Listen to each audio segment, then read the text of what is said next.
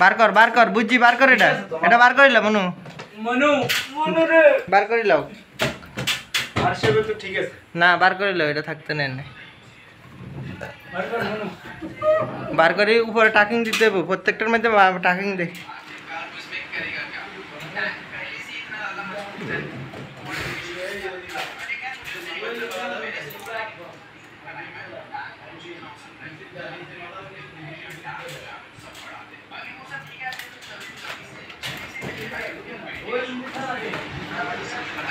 মুসা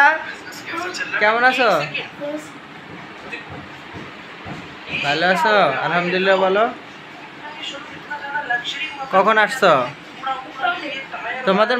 মাদ্রাসায় ছাত্রছাত্রী কয়জন হ্যাঁ মাদ্রাসায় দ্রুত টাকিং দাও কে বলতে পারো টাকিং কিল্লা দিবা তাতে পিছনের দিকে না যায় তাহলে এটা তোমাদের মাথা খেলে না এই সময়